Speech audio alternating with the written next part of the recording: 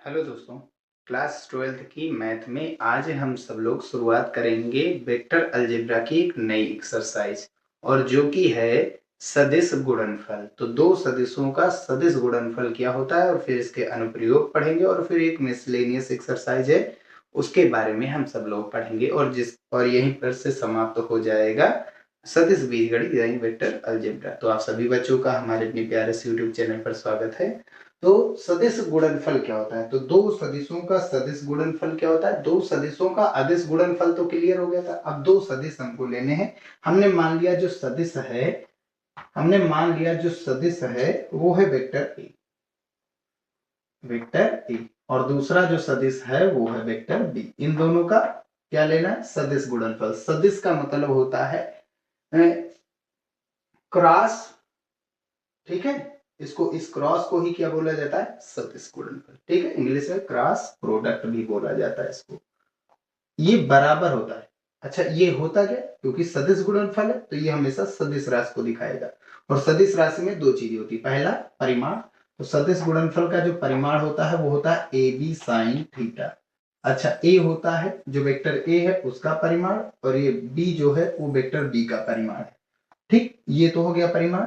अब dot N cap हो गया हमारा दिशा बताने का काम। हमने बताया था जिसके ऊपर कैप लगा होता है वो हमेशा क्या बताता है? दिशा के बारे में बताता है।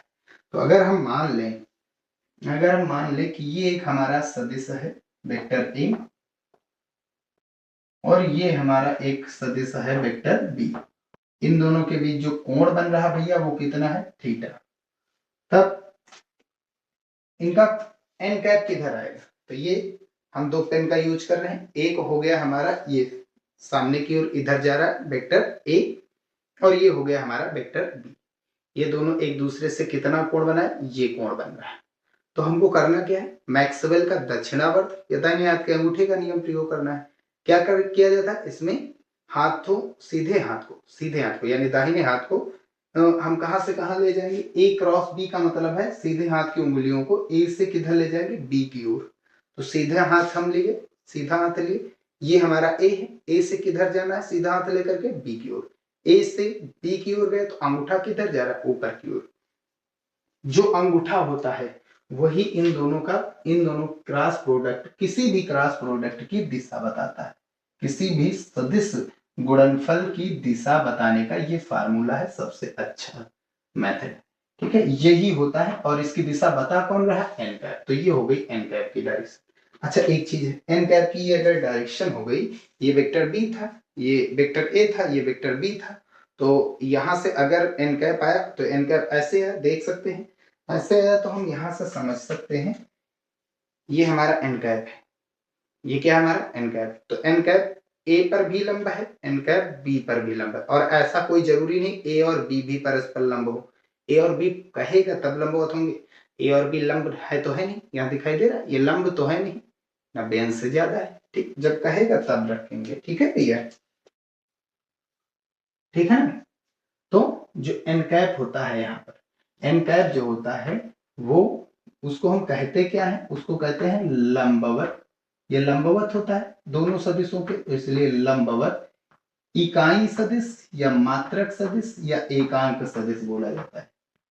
क्योंकि कैप लगा है और जिन पर भी कैप लगे होते हैं उनका मान एक होता है। क्या होता है? एक होता है। एक मतलब इसीलिए इसे इकाई सदिश कहते हैं और ये दिशा बताने का काम करती है, ठीक। क्योंकि ये ए और बी दोनों पर लंब है तो इसलिए इसका नाम हो गया लंबवत इकाई सदिश, ठीक है। तो ये हम यहाँ पर लिख भी सकते हैं, जो एन कैप है वो लंब होता है वेक्टर ए पर भी और एन कैप जो है वो लंब होता है वेक्टर बी पर भी।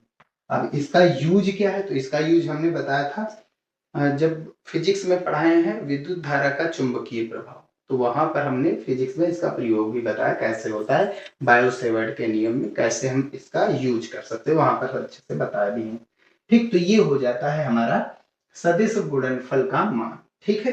यहां से इतनी बात क्लियर होगी। अब कुछ इसकी प्रॉपर्टीज के बारे में पढ़ेंगे, सदिश गुणनफल की क्या क्या प्रॉपर्टी है। तो जिसमें से सबसे पहली प्रॉपर्टी क्या है? सबसे पहली प्रॉपर्टी, अगर किसी सदिश गुणनफल का कोई एक सदिश वेक्टर ए है इसी के साथ हम अगर इसका डॉट प्रोडक्ट लेते हैं तो ये क्या हो जाता है, इसी के परिमाण के स्क्वायर के बराबर होता है। वेक्टर लगे ये चाहे नहीं, क्योंकि डॉट प्रोडक्ट में केवल वैल्यू मिलती, दिशा तो मिलती नहीं।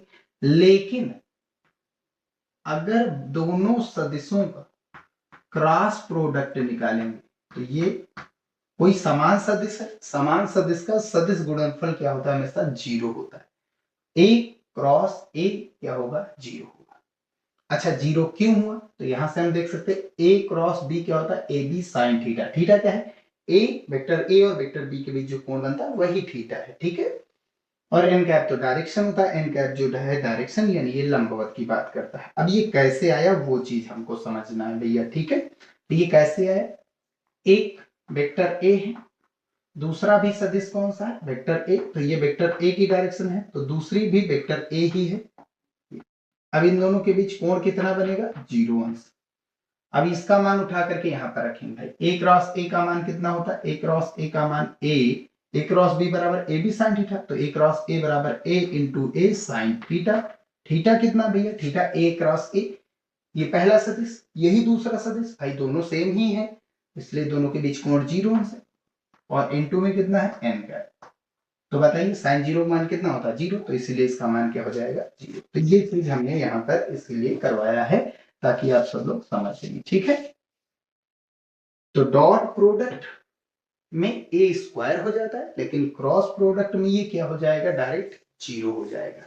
तो हम यहाँ से एक चीज और समझ सकते हैं, अगर हम बात करेंगे यहाँ पर वाई एक्सिस की, एक्स एक्सिस की, वाई एक्सिस की, और ये हो गई हमारे सामने की ओर जेड एक्सिस, ठीक है। तो भैया ये चीज तो हमको पता है कि एक्स एक्सिस की डायरेक्शन कौन बताता है, आई कैप, वाई एक्सिस की डायरेक्शन कौन बताता है, जे कैप, और जेड एक्सिस की डायरेक्शन कौन बताता है, के कैप। अब इसमें एक रूल है कि अगर आई को आई के साथ क्रॉस प्रोडक्ट में ले जाए, आई क्रॉस आई बराबर जे क्रॉस जे बराबर के क्रॉस के, तो इसका मान आएगा 0। अभी हमने बताया समान सदिश चाहे वो यूनिट वेक्टर ही क्यों ना हो, अगर दोनों समान है तो उनका क्रॉस प्रोडक्ट 0 होता है। और डॉट प्रोडक्ट 1 क्यों आता था, ये चीज हमने बताया भी था जब सबसे पहला वीडियो बनाया था इसका। थर्ड, अगर आई कैप और जे कैप ले ले, आई कैप एक्स अक्ष और जे कैप हो गया वाई अक्ष, कोण कितना बनेगा दोनों के बीच, 90 अंश बनेगा। साइन 90 का मान कितना होता है, 1 होता है। इसकी डायरेक्शन किधर जाएगी, आई से जे की ओर, आई से जे की ओर जाएंगे, अंगूठा किधर है, सामने, सामने की ओर किसकी डायरेक्शन है भैया, जेड अक्ष, जेड अक्ष है और उसकी डायरेक्शन कौन बताता है, के कैप।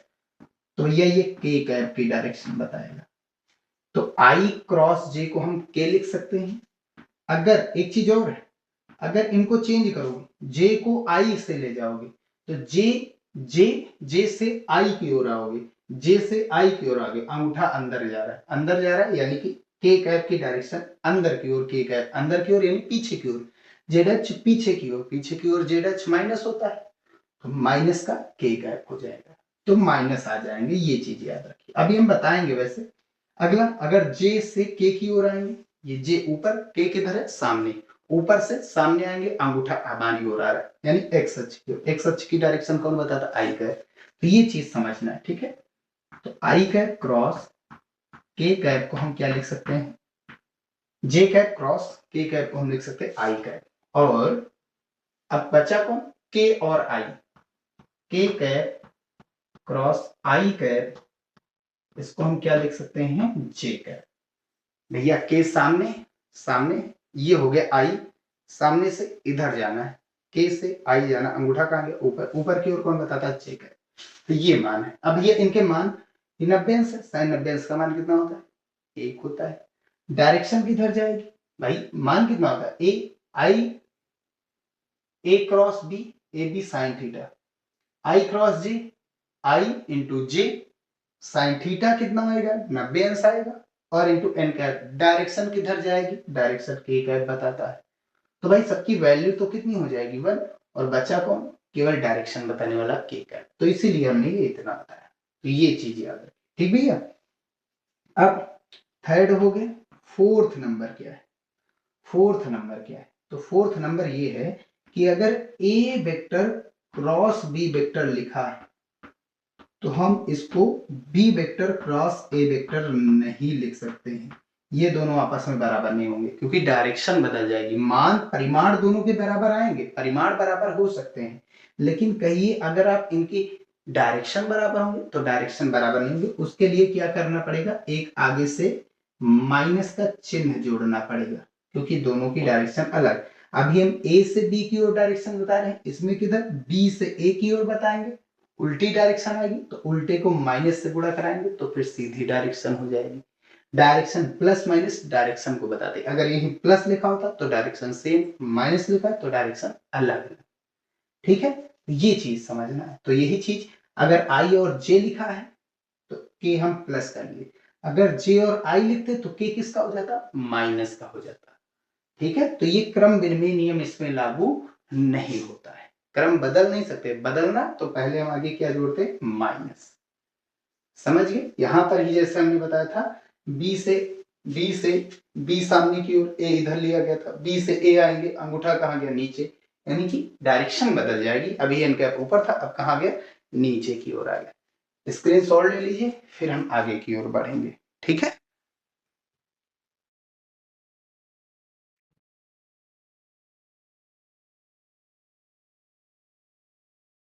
तो चलिए अब हम देखते हैं समांतर चतुर्भुज का क्षेत्रफल क्या होता है और फिर त्रिभुज का क्षेत्रफल क्या होता है। वैसे इसी में कंप्लीट हो जाएगा। तो हमने एक वाई अक्ष लिया, एक एक्स अक्ष लिया। एक्स अक्ष पर हमने एक क्या लिया, एक भुजा ली, यानी एक समांतर चतुर्भुज खींचा, और जिसकी एक्स अक्ष वाली जो भुजा है उसका मान कितना है, वो कौन प्रदर्शित करा, वेक्टर ए।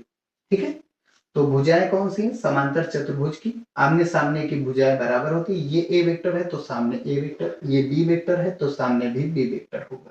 ठीक है, दो सदिश है, एक ए है दूसरा बी, इन दोनों के बीच कोण कितना है, थीटा। अब हम करेंगे क्या, यहां से एक रेखा खींचेंगे। अब हमको ये चीज क्लियर है, ये क्या बन गया, त्रिभुज बन गया। अब हम क्या निकालेंगे, समांतर चतुर्भुज का जो क्षेत्रफल होता है वो कितना होगा, समांतर चतुर्भुज का, सबसे पहले इस त्रिभुज का क्षेत्र, त्रिभुज का कितने त्रिभुज, एक ही, दोनों का एरिया सेम सेम आएगा। ये भी क्या है, वेक्टर ए ये था, ये भी वेक्टर ए, डायरेक्शन सेम रखनी है बस। ये वेक्टर बी ऊपर है तो ये भी क्या हो जाएगा, वेक्टर बी ऊपर, दोनों सेम है ना, जितनी भुजा इसमें उतनी भुजा इसमें, दोनों के बीच कोण भी कितना बनेगा, इधर, और ये उधर जा रहा है इधर, इन दोनों के बीच बाहर से कोण थीटा बनेगा, अंदर से भी कितना बनेगा, थीटा। समांतर चतुर्भुज के सम्मुख कोण बराबर होते हैं, ये भी पढ़े।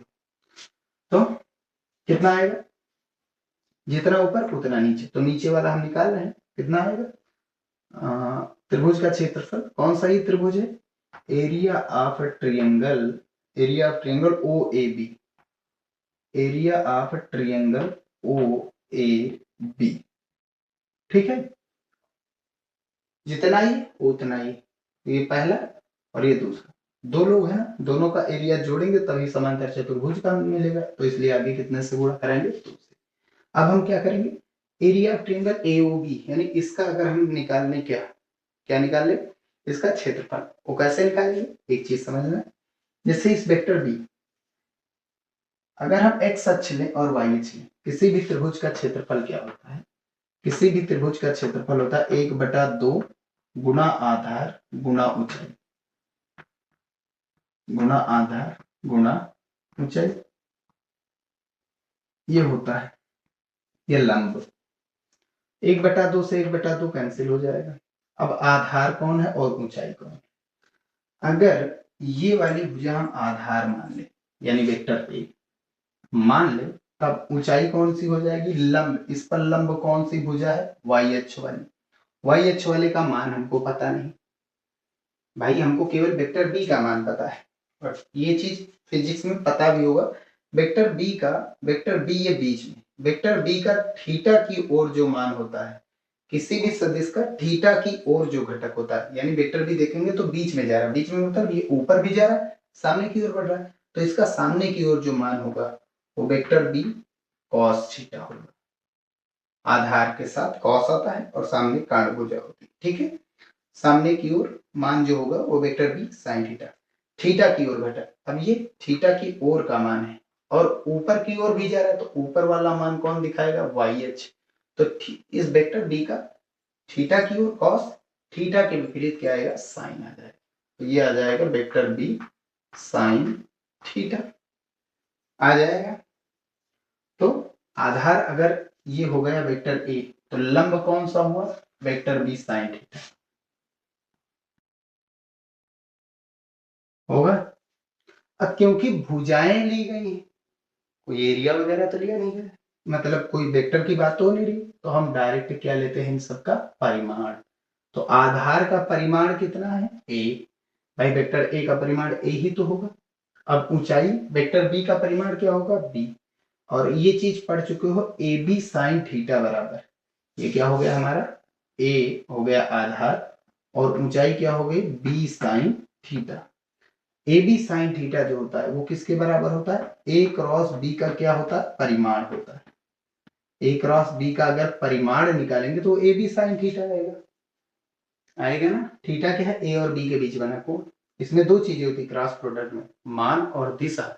दिशा बतानी नहीं, मान बताने, तो ए क्रॉस बी का मान कितना आता है, ए बी साइन थीटा। तो ये हो जाएगा समांतर चतुर्भुज का क्षेत्रफल। अगर त्रिभुज का क्षेत्रफल कहता तो किसी भी त्रिभुज का क्षेत्रफल कितना होता है, त्रिभुज का क्षेत्रफल बराबर, ये चतुर्भुज का है इसका आधा कर दो, 1/2 ए क्रॉस बी का परिमाण। अब ए क्रॉस बी कैसे निकालने, ये पहला क्वेश्चन अभी हम सॉल्व करवाएंगे। तो ये है त्रिभुज का क्षेत्रफल और चतुर्भुज, वो भी समांतर चतुर्भुज का क्षेत्र। ठीक है भैया, चलिए अब आगे कुछ चीजों के बारे में देखते हैं। जैसा कि अभी हमने बताया था, अगर दो सदिश परस्पर समांतर हो, समझने वाली बात है नोट में, अगर वेक्टर ए और वेक्टर बी दो सदिश परस्पर समांतर, तो इन दोनों के बीच कोण कितना बनेगा, या तो 0 अंश जब दिशा सेम होगी, और या तो 180 अंश जब दिशा अलग अलग होगी। भाई ये वेक्टर ए है और इसी ओर वेक्टर बी है, परिमाण बराबर नहीं है, दिशा की बात होगी, या तो दोनों समांतर हैं एक दूसरे, या तो ये केस हो सकता है दोनों की डायरेक्शन सेम हो, या तो अलग केस हो सकता है, ये वेक्टर ए हो गया और पीछे की ओर ही वेक्टर बी कह दे, तो दोनों के बीच कोण कितना हो जाएगा, 180। दोनों की डायरेक्शन बदलेंगे तो कोण कितना बनेगा, 180। तो समांतर होते हैं भाई, कोई भुजा स्वयं के समांतर होती है, इसको ऐसे भी लिख सकते हैं, ये वेक्टर ए हो गया और पीछे की ओर क्या कर दें, वेक्टर बी कर दीजिए, या आगे वेक्टर बी पीछे वेक्टर ए कर दीजिए। कोण कितना बना, 180। 180 या तो 0, तो उसके लिए दोनों सदिशों का जो क्रॉस प्रोडक्ट होता है, भाई क्या होता है, ए बी साइन थीटा का मान 180 डालेंगे तब भी 0 और 0 डालेंगे तब भी 0 होता है, तो ये मान 0 आता है। तो ये याद रखिए कि ए क्रॉस बी जो होगा वो 0 होगा। अगर ए क्रॉस बी 0 है तो इसका मतलब वेक्टर ए जो है वो समांतर है वेक्टर बी के। क्लियर है ना बात। अगर सेकेंड केस ए और बी परस्पर लंब, वेक्टर ए पर लंब होगा अगर वेक्टर बी पर, तब ए क्रॉस बी कितना आ जाएगा, ए बी के बराबर आ जाएगा। भैया थीटा का मान कितना जाने वाला है, 90 डिग्री। क्या होता है, A B sine theta, sine theta का मान कितना, 90, तो फिर 90 अंश का मान 1 होता है। ए क्रॉस बी जो होगा वो ए बी के बराबर जाएगा। ये चीज याद रखिए, अगर दो सदिश परस्पर लंब है तो उनका क्रॉस प्रोडक्ट उनके परिमाण के बराबर, अगर दो सदिश एक दूसरे के समांतर है तो उनका क्रॉस प्रोडक्ट 0 होता है। क्या होता है, 0 होता है। ठीक है, तो यहाँ पे थीटा कितना बन रहा है, 90 डिग्री, साइन 91 होता है। ठीक है भैया, बस इतने थे। अब हम सवाल देखते हैं। ठीक है, अब बाकी जो आएंगे वो आगे देखते हुए चलेंगे। चलिए अब हम एक्सरसाइज पर आ जाते हैं। एक्सरसाइज में जो फर्स्ट क्वेश्चन है उसमें हमको ज्ञात करना है सदिश गुणनफल का मान, जबकि सदिश वेक्टर ए दिया गया है 3i कैप माइनस जे कैप प्लस 2k कैप, और वेक्टर बी बराबर i cap plus J cap minus 4k cap. तो क्रॉस प्रोडक्ट कैसे निकलता है, यानी ए क्रॉस बी हमको निकालना है। तो ए क्रॉस बी कैसे निकालना है ये चीज आप लोगों को बता है। वैसे आप लोग जानते भी होंगे कुछ, जैसे आई जे के इसको सारणिक विधि से सॉल्व किया जाता है। आई cap J cap K cap जो कॉमन है सभी में, गुणांक जिनके जिनके गुणांक है उनको हम ऊपर लिख लेते हैं R1 में। ठीक, अब इनके परिमाण लिखते हैं। जैसे पहला कौन है 3, ए वाले का लिखेंगे नीचे बी वाले। दूसरा कुछ नहीं है तो -1 चिन्ह के साथ, यहाँ पर कितना है 2, यहाँ पर 1। वैसे इसको सारणिक में हम अगर आगे पढ़ाएंगे तो उसमें बताएंगे कि ये कॉन्सेप्ट कैसे लिखे जाते हैं। ठीक है, इनको लिखने का भी एक तरीका होता है, लेकिन कैसे यहाँ पर अगर बताएंगे तो वही भर का रह जाएगा सारणी की। तो थोड़ा सा सारणी आप लोग पढ़े होंगे तो क्लियर हो जाएगा। ये 1 था, ये भी प्लस का 1 था, और ये कितना था -4। अब इसको सॉल्व करने का तरीका क्या है, ए वेक्टर क्रॉस बी वेक्टर निकालने का तरीका क्या है। तो R1 के सापेक्ष ही हम क्या करते हैं विस्तार। तो R1 में सबसे पहले कौन आया आई कैप, प्लस का लेते हैं। ठीक है, ब्रैकेट में अगर ये वाला आई कैप लिए तो ये वाला बंद हो जाता है पूरा, इसको अब झांप दीजिए, ये तो बंद ही हो गया। R1 जो लिए हैं, जो रो लिए हैं वो बंद। अब जो कॉलम का प्रयोग कर रहे हैं, पहला वाला कॉलम ले रहे हैं ना आई कैप, तो कॉलम भी बंद, रो जो लिए हैं वो भी बंद, कॉलम भी बंद, पंक्ति स्तंभ दोनों बंद। अब ये सभी बंद, अब ये बचा। अब इसको सॉल्व करने के लिए इसको इससे गुणा, इसको इससे कैंची गुणा, ये माइनस माइनस प्लस का 4, अपने आप से एक माइनस का चिन्ह लगाते हैं यहाँ पर, प्लस पहले फिर माइनस, 2 एकम 2। अब जे कैप अगला उतारने के लिए हम माइनस का प्रयोग करते हैं। जे कैप होता है पहला प्लस दूसरा माइनस, इसके भी प्रॉपर रूल्स हैं। अब ये तो बंद था ही, अब जे वाला कॉलम बंद, ये बंद। अब इधर कितना बचा, इसका इससे गुणा फिर इसका इससे, 4 तिया 12, वो भी किसका माइनस का, फिर माइनस का अपने आप से, इसका इसके साथ 2 एकम 2। अब आगे कौन है के कैप, प्लस का के कैप पहला प्लस फिर माइनस फिर प्लस। ठीक, अब के कैप लिया तो ये वाला बंद, 3 एकम 3, पहला प्लस अगला माइनस अपने आप से, एक एकम एक माइनस का, ये माइनस प्लस। सॉल्व करेंगे तो यहाँ 4 में से 2 गया 2 का आई कैप से गुणा 2 आई कैप। अब यहाँ माइनस 2 माइनस 12 माइनस 2 माइनस का 14 और माइनस माइनस प्लस का 14 जे कैप, और प्लस का 3 1 4 के कैप। बन गया इसका आंसर। क्या परिमाण निकालना है, परिमाण नहीं निकालना, सदिश गुणनफल ही ज्ञात करना था, सदिश गुणन निकालना था, तो वो इसका 40 का ये हो जाए। ठीक है भैया, नेक्स्ट क्वेश्चन, वेक्टर ए दिया गया, वेक्टर बी दिया गया, सेम वही पैटर्न हम यूज करेंगे। क्या करेंगे, ए क्रॉस बी निकालने के लिए क्या करते हैं, सबसे पहले आई cap J cap K cap लिखते हैं।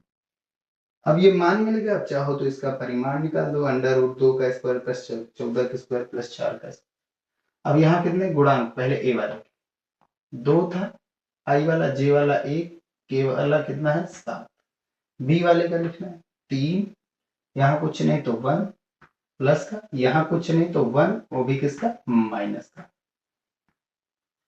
अब इसको सॉल्व करने का तरीका क्या है, पहले क्या R1 के सापेक्ष विस्तार, चाहो तो इसके सापेक्ष विस्तार करो, ये पकड़ लो, और फिर इसके बाद C1 के सापेक्ष, C2 के सापेक्ष, C3 किसी के भी सापेक्ष, ज्यादातर यही प्रयोग किया जाता है, आसान रहता है। ठीक है, तो ये लाइन तो बंद हो गई, R1 के सापेक्ष विस्तार, तो R1 तो बंद हो गया। अब पहला वाला कॉलम ले रहे हैं I1, आई कैप ले रहे हैं ना, आई कैप लेंगे, पहला कौन है आई कैप, तो आई कैप लेंगे तो आई कैप बंद, आई कैप वाला बंद, ऊपर बंद नीचे भी बंद। अब इसका क्रॉस मल्टीप्लाई, ठीक, ये दोनों बंद। अब कौन बचा, ये दोनों ये बचे ना। इसको सॉल्व करने का तरीका कैंची गुणा, एक एकन एक, वो भी किसका माइनस का, अगला वाला माइनस का चिन्ह अपने आप से, एक का 7 से गुणा 7, पहला प्लस का लिया, दूसरा चिन्ह माइनस का, कौन है जे कैप। अब जे कैप वाला बंद, पहला तो बंद है ये, जे कैप बंद। अब इसका गुणा इधर से 2 एकम 2 माइनस का, फिर माइनस का अपने आप से, 7 त्रिक 21। अब की बार के कैप लेना है, वो भी किसका आएगा, प्लस का, प्लस माइनस प्लस, फिर यही रूल चलता है। ठीक, ये वाला बंद हो जाएगा। अब इसका 2 एकम 2, माइनस का चिन्ह अपने आप से 3 एकम 3। सॉल्व करिए, यही ए क्रॉस बी, ये माइनस का 8 आई कैप और यहाँ माइनस का 23 प्लस माइनस माइनस प्लस 23 जे कैप और ये माइनस का के कैप, एक बचेगा ना, ये बन जाएगा इसका आंसर। ठीक है, थर्ड क्वेश्चन क्या है? ठीक, थर्ड क्वेश्चन हम डायरेक्टली लिख रहे हैं। क्वेश्चन को आप उतारिए, ए क्रॉस बी निकालना है, vector A cross vector B, सारणी का प्रयोग, I cap J cap K cap. पहले ए का गुणांक, पहले ए ना, ए का गुणांक लिखिए। ए का गुणांक कौन कौन है? आई कैप प्लस 2 जे कैप माइनस 3 के कैप, तो यानी आई कैप मतलब 1 प्लस 2 जे कैप, जे है प्लस 2 और माइनस 3 के कैप यानी कि के है माइनस 3। फिर भी वेक्टर 3 आई कैप प्लस 2 जे कैप माइनस के कैप, पहले 3, फिर अगला गुणांक कितना है, जे वाला 2, के वाला माइनस 1। सॉल्व कर लीजिए आंसर। ऊपर value A vector B vector C vector लिख करके ए वेक्टर बी वेक्टर के साथ पहले आई कैप, ये तो बंद ही हो गया, अब ये वाला भी बंद, 2 एकम 2 माइनस का, अगला वाला चिन्ह माइनस का, 3 दूनी 6, ये माइनस प्लस, पहला प्लस का लिया गया चिन्ह, दूसरा माइनस का, जे का, अब जे वाला बंद हो जाएगा, 1 एकम 1 माइनस का और ये 3 तरह की 9 माइनस माइनस प्लस हो जाएगा। भाई यहाँ माइनस था, ये माइनस, अगला कौन, के कैप, प्लस माइनस प्लस, के कैप भी बंद, अब 2 एकम 2 प्लस का, फिर अगला चिन्ह माइनस का, 3 दूनी 6। सॉल्व करिए, कितना आएगा, 4, 6 में से 2 गया 4 आई कैप, फिर आगे 9 में से 1 गया 8 का गुणा माइनस आई से, तो माइनस 8 जे कैप, जे से कराना माइनस, यह माइनस 4 बचेगा, के से गुणा करेंगे तो माइनस का 4 के कैप, ये बन जाएगा इसका फाइनल आंसर। ठीक है भैया, चलिए आगे बढ़ते हैं।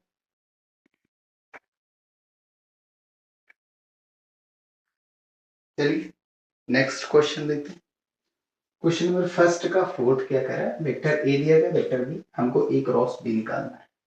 ए क्रॉस बी निकालने के लिए क्या बताया गया है, ए क्रॉस बी को हम क्या लिख सकते हैं, माइनस का बी क्रॉस ए भी लिख सकते हैं ना। तो अगर बी क्रॉस ए निकाल दीजिए, उसको माइनस से गुणा करा दीजिए, ए क्रॉस बी हो जाएगा। आई cap J cap K cap, पहले के कौन है, ए के गुणांक लिखिए, कौन कौन है, 3 माइनस 2 1, फिर 2 3 कुछ नहीं है 0, भाई के कैप था ही नहीं तो हमने 0 के कैप लिख दिया। ठीक है, हमको गुणांक से मतलब। R1 के सापेक्ष विस्तार, आई कैप ब्रैकेट में, अब ये बंद, 2 जीरो 0 माइनस का चिन्ह, 3 एकम 3, फिर अगला जे वाला पकड़ना है, अब बाकी सबको छोड़ दीजिए, जे वाला पकड़ना है, तो माइनस का जे कैप, 3 जीरो 0 माइनस का चिन्ह, 2 एकम 2, फिर अगला कौन लेना है, के कैप। ठीक, के वाला बंद, 3 तरह की 9, फिर माइनस का चिन्ह अपनी ओर से, 2 दूनी 4, ये माइनस माइनस प्लस, सॉल्व कर लीजिए, माइनस का 3 आई कैप और माइनस माइनस प्लस 2 जे कैप, 9 4 13 के कैप, ये मिल गया आंसर। फिफ्थ नंबर, ए वेक्टर बी वेक्टर दिया गया, ए क्रॉस बी ही निकालना है। ए वेक्टर क्रॉस बी वेक्टर निकालने का वही सारणिक, आई कैप प्लस जे कैप प्लस के कैप, अरे रुक जाइए, आई cap J cap K cap लिखना है। आई, अब आगे ए है, ए वाले के गुणांक 2 माइनस 3, यहाँ कुछ नहीं माइनस 1 4 और फिर माइनस का 2, क्या हो जाएगा, ये वाला बंद ही होगा, ये बंद, आई कैप उतारेंगे ना पहले, फिर माइनस माइनस प्लस, 3 दूनी 6, माइनस का चिन्ह, 4 एकम 4, ये माइनस माइनस प्लस। अगला जे कैप माइनस का, ठीक। अब आगे, अब जे वाला बंद कर दीजिए, जे वाला बंद, 2 दूनी 4 माइनस का, फिर माइनस का चिन्ह, 1 एकम 1, माइनस माइनस प्लस, ये माइनस यहाँ का माइनस प्लस। अब के कैप प्लस का, के वाला बंद, 4 दूनी 8, माइनस का चिन्ह, 3 एकम 3, ये माइनस माइनस प्लस। सॉल्व करिए, कितना आएगा, ए वेक्टर क्रॉस बी वेक्टर, है ना ये, 6 4 10 आई का, फिर आगे माइनस का 3 बचेगा ना, माइनस माइनस प्लस का 3 जे का, और यहाँ 8 3 11 का, ये बन गया इसका आंसर, ठीक है। अब सेकेंड नंबर, सेकेंड नंबर में क्या कह रहे हैं, वेक्टर ए दिया गया, वेक्टर बी दिया गया, अब की बार हमको बी क्रॉस ए निकालना है, B vector cross A vector,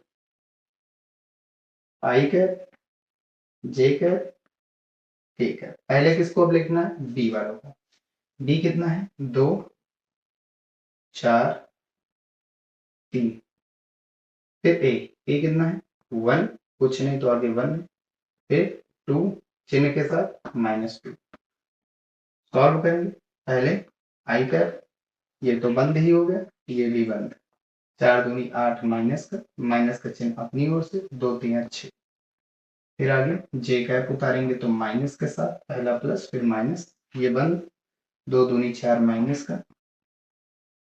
minus का चिन्ह अपनी ओर से, 3 एकम 3, फिर के कैप उतारना है प्लस का, अब 2 दूनी 4 प्लस का, फिर माइनस का चिन्ह अपनी ओर से, 4 एकम 6। सॉल्व कर लीजिए, बी क्रॉस ए कितना आएगा, ये 8 6 14 माइनस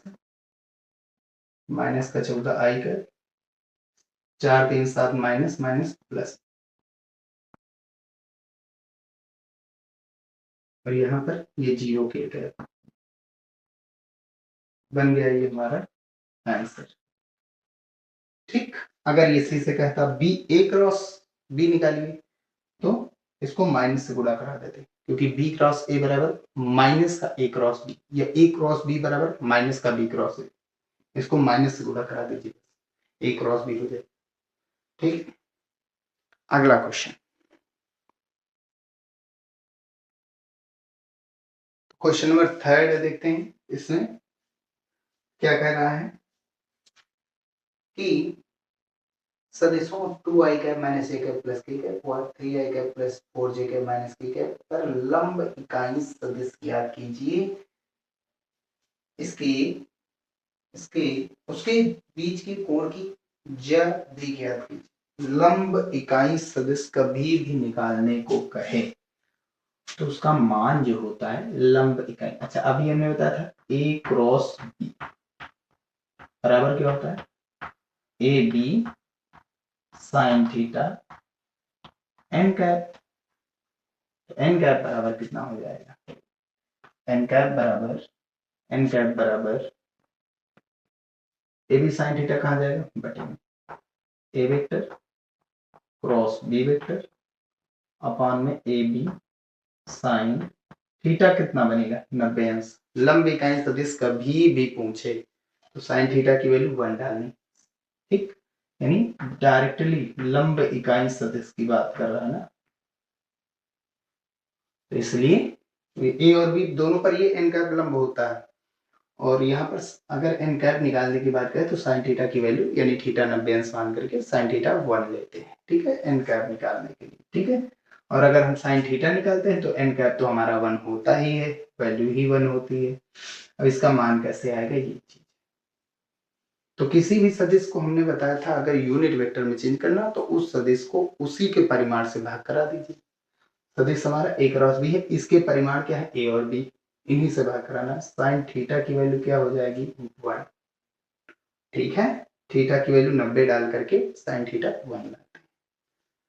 जब एन कैप निकालने की बात है तो पहले हम ए क्रॉस बी, अच्छा वो ऐसे एन परिमाण निकालना है तो ये परिमाण हो गए, मॉड लगा दीजिए ए और बी, ए और बी के भी परिमाण है, ठीक है, बी लिखा है नहीं, ए और बी के परिमाण। तो पहले हम ए क्रॉस बी निकालते हैं, ए क्रॉस बी, फिर इसका परिमाण, इंपॉर्टेंट नहीं, वेरी इंपॉर्टेंट क्वेश्चन, आई cap J cap K cap. आई कैप कितना है, आई कैप भैया पहले ए वाले का 2 माइनस 1, फिर बी वाले के गुणांक 3 4, यहाँ कुछ नहीं तो 1 3 4 माइनस। सॉल्व करेंगे, पहले आई कैप, ये तो बंद ही हो गया, ये वाला बंद, एक एक कन एक प्लस का, फिर माइनस का चिन्ह, 4 एकन 4, फिर जे वाला कैप माइनस का, अब की बार जे वाला बंद, 2 एकन 2 माइनस का, ठीक, फिर माइनस का चिन्ह अपनी तरफ से, 3 एकन 3, अब कौन के कैप, कौन के कैप वाला बंद, अब 4 दूनी 8, फिर माइनस का चिन्ह, 3 एकन 3 माइनस माइनस प्लस, सॉल्व करिए कितना आएगा, ये माइनस का 3 आई कैप, ये 4 3 और 2 5 माइनस माइनस प्लस, 8 और 3 11 के कैप। अब इसका परिमाण निकालना है, ए क्रॉस बी का परिमाण, परिमाण निकालने के लिए क्या किया जाए, गुणांकों का वर्ग करके जोड़ते, तो -3 का स्क्वायर, 5 का स्क्वायर प्लस 11 का स्क्वायर, सॉल्व करिए, 3 का स्क्वायर माइनस माइनस प्लस हो जाएगा 9 25, 5 का स्क्वायर 11 का स्क्वायर 121, जोड़िए 121 में 9 जोड़ेंगे कितना हो जाएगा, 130 में 25 जोड़िए 155 यूनिट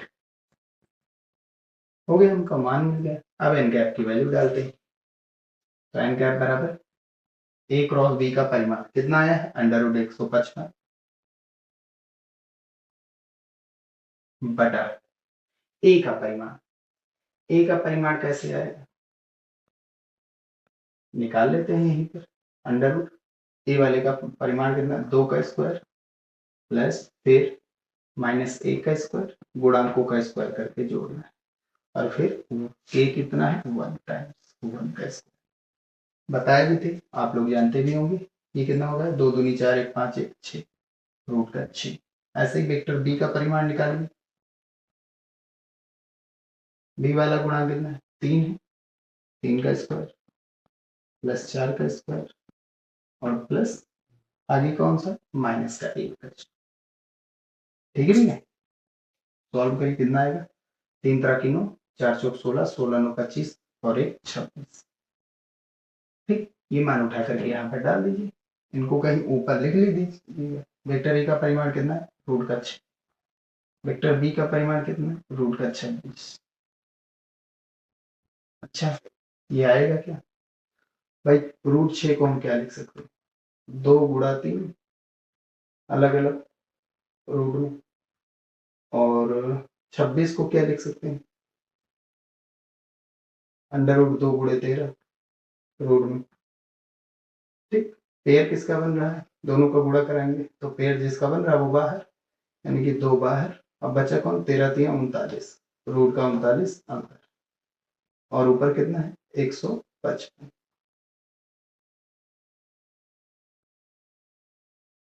ठीक,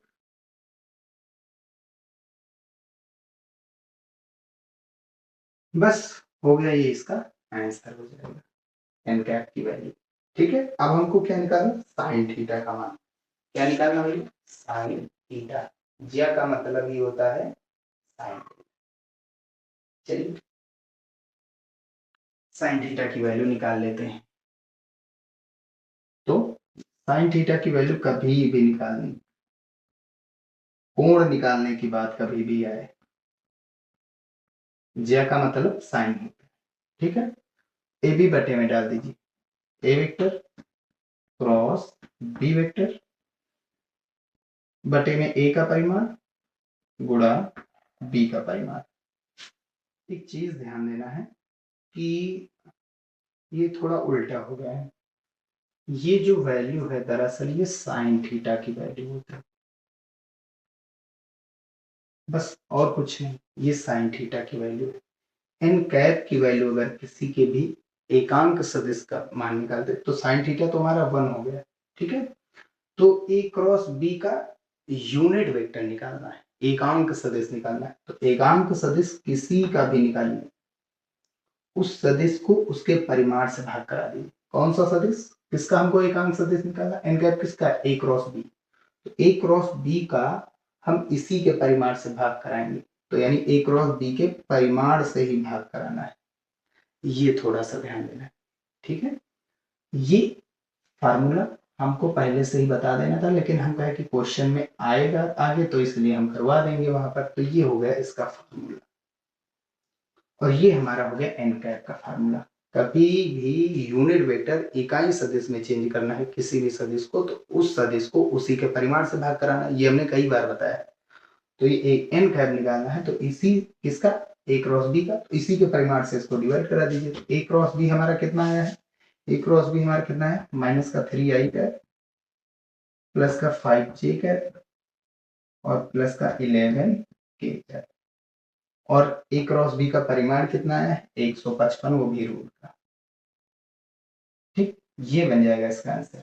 और इसको अगर आप सॉल्व करेंगे, इसको अलग अलग 155 को 3 के बटे में, 5 के बटे में, 11 के बटे में करेंगे, फिर इसके बाद इसका मान निकालेंगे, तो इसका मान 1 आएगा, क्योंकि एन कैप है ना, एन कैप की वैल्यू हमेशा कितनी आएगी, 1 आएगी। ये चीज याद रखना। एक इम्पॉर्टेंट क्वेश्चन था, ज्यादा कुछ खास नहीं था, बस थोड़ा सा फार्मूले में डिस्टर्बेंस आ गया था, ठीक है। क्योंकि जब हम साइन थीटा निकाले तब देखे, जब साइन थीटा का ये फार्मूला तो होगा नहीं, साइन थीटा का फार्मूला फिक्स है भैया, साइन थीटा का फार्मूला तो यहाँ से निकलेगा, एन कैप की वैल्यू तो 1 ही होती है। एन कैप तो हमारा लंबकोणीय की कांच सदिश होता है ना, एन कैप की वैल्यू 1 ही होती है, ठीक है। तो बचा कौन, साइन थीटा। साइन थीटा का मान निकालने के लिए हम क्या करते हैं, ए बी को बटे में डालते हैं, तो ए क्रॉस बी का परिमाण लेते हैं और ए बी का परिमाण लेते हैं। अगर ऐसा पैटर्न लगाते तो जाहिर सी बात साइन थीटा का मान वेक्टर फॉर्म में था, जो कि होगा नहीं, वेक्टर फॉर्म में होगा नहीं, तो ये परिमाण के रूप में होगा। तो ए क्रॉस बी का परिमाण बटे ए और बी का दोनों का परिमाण का गुणनफल, ये साइन थीटा हो गया हमारा, ठीक है। और अगर अगर हमको ए लंब कोणीय के एकांक सदिश चाहिए, एन कैप चाहिए, तो किसका चाहिए, ए क्रॉस बी का, तो इसी के परिमाण से इसको डिवाइड कराना है, ताकि इसकी वैल्यू 1 हो जाए। ये था इसका सॉल्यूशन, ठीक है भैया। तो उम्मीद होगी आप लोगों को ये वीडियो पसंद आया हो, तो वीडियो पसंद आया हो तो उसे लाइक जरूर कीजिएगा, और चैनल में नए आए हो तो प्लीज प्लीज उसे सब्सक्राइब जरूर करिएगा। मिलते हैं फिर नेक्स्ट वीडियो में, और नेक्स्ट वीडियो में हम इसके सारे क्वेश्चन को कंप्लीट कर लेंगे, ठीक है।